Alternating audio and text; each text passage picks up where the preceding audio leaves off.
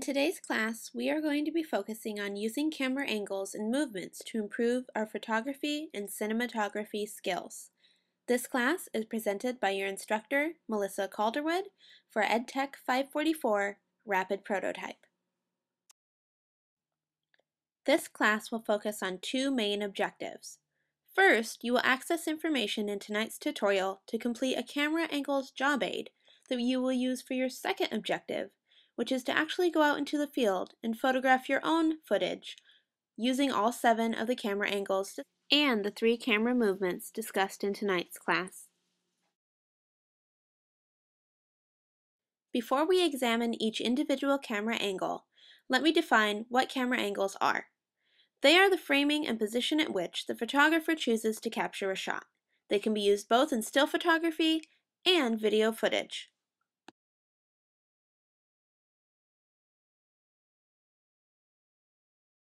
So why are camera angles important to your footage?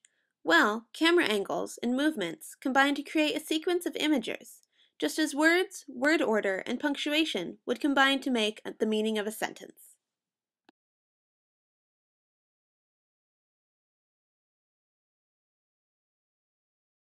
Before we go any further, please make sure you have accessed and downloaded all of the necessary course materials for tonight's class. The first item you will need to have in front of you is the camera angles activity. This should be printed so that you can take notes directly on the worksheet. This worksheet will then become your job aid for the next activity, which is going out into the field and taking pictures of your own. Please make sure you sketch a brief picture example and write a good description for each camera angle and movement so you can refer to it later on.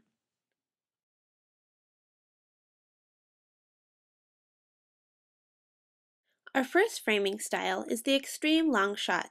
This can be taken from as much as 1/4 of a mile away and is generally used as a scene setting establishing shot.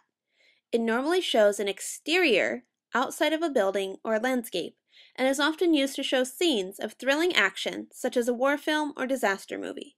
There will be very little detail visible in the shot, and it's meant to give general impressions rather than specific information.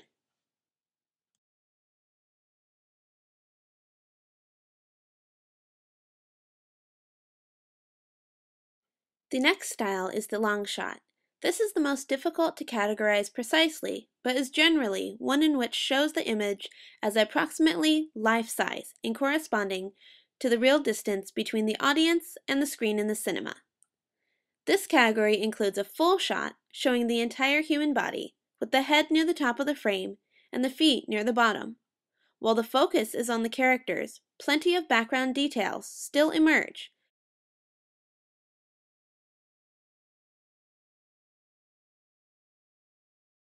A medium shot contains figures from the knees and waist up and is normally used for dialogue scenes or to show some detail of action. Variations on this include the 2 shot, which contains 2 figures from the waist up, and the 3 shot containing 3 figures. Any more than 3 figures and the shot tends to become a long shot. Background detail is minimal, probably because the location has been established earlier in the scene. The audience already knows where they are and now want to focus on dialogue and character interaction. Another variation in this category is the over-the-shoulder shot, which positions the camera behind one figure, revealing the other figure and part of the first figure's back, head, or shoulder.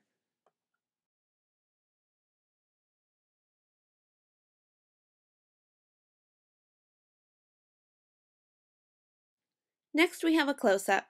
This shot shows very little background and concentrates on either a face or a specific detail of the character. Everything else is just a blur in the background. This shot magnifies the object and shows the importance of things, be it words written on paper or the expression on someone's face. The close-up takes us into the mind of the character. In reality, we would only let people that we really trust get that close to our faces. But filmmakers may use this to make us feel extra comfortable or extremely uncomfortable about a character, and usually uses a zoom lens in order to get the required framing.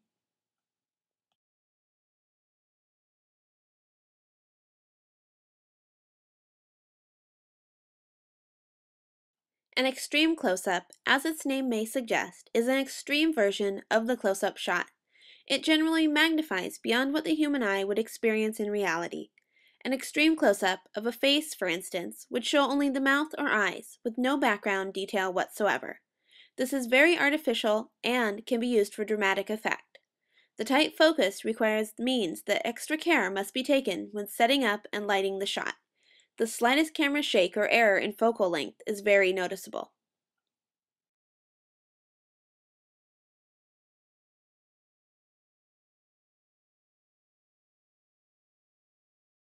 The bird's eye view shows a scene from directly overhead. Familiar objects viewed at this angle might seem totally unrecognizable at first, such as umbrellas in a crowd, dancers' legs, or flower petals. This shot does, however, put the audience in a godlike position, looking down on the action. People can be made to look insignificant, ant-like, or part of a wider scheme of things. Alfred Hitchcock and his admirers like Brian De Palma is fond of this style of shot.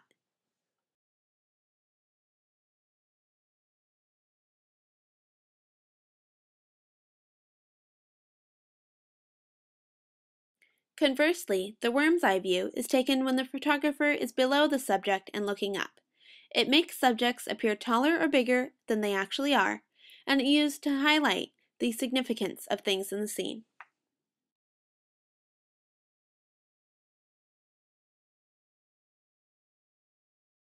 Now let's explore some camera movements. A director may choose to move action along by telling the story as a series of cuts, going from one shot to another, or they may decide to move the camera with the action.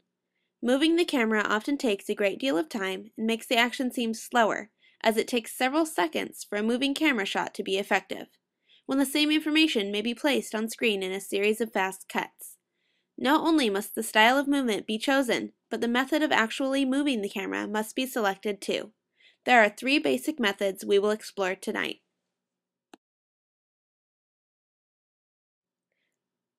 Panning is a movement which scans the scene horizontally.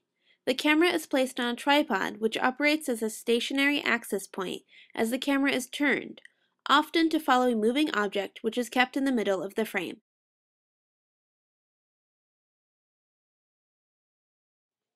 Watch how this still photo of a field of tulips is given movement with the Ken Burns effect applying the panning motion in iMovie. Tilting is when the camera scans the scene vertically, up and down, otherwise similar to a pan. It is used to express height or depth of an object.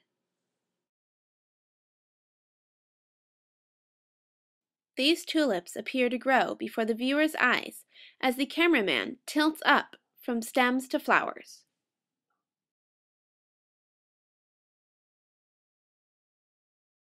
Zooming is a process of moving the camera in and out. You can either go from a wide shot to a close-up, or zoom out from a close-up to a wide shot. The emphasis is on the location of the object in relation to the setting or other subjects in the scene.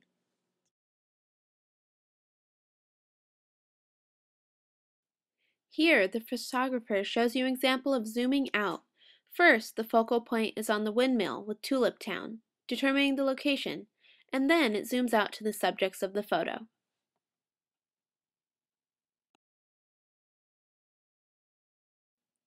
Take a moment to review your notes and jot down anything you may have missed. Don't forget to do good sketches and include complete information for each item.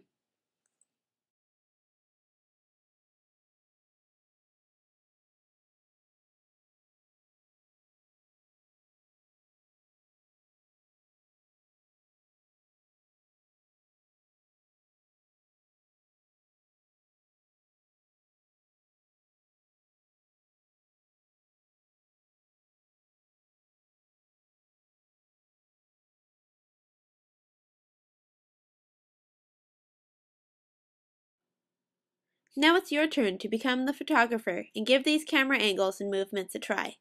Take a digital camera and your camera angles job aid that you completed in class tonight and go out in the field to actually shoot your own footage. Once you are finished, you will upload these images to your class's website discussion board for student feedback and so your professor can grade your images. Please refer to the following rubric that you can also download in full from the class website to see how you will be graded.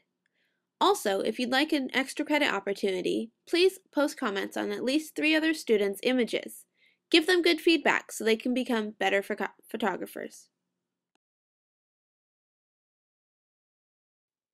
Once you've achieved mastery of camera angles and camera movements, we will continue with our public service announcement project and discuss how to record audio with ambient noise and how to adjust the volume once you're in editing software.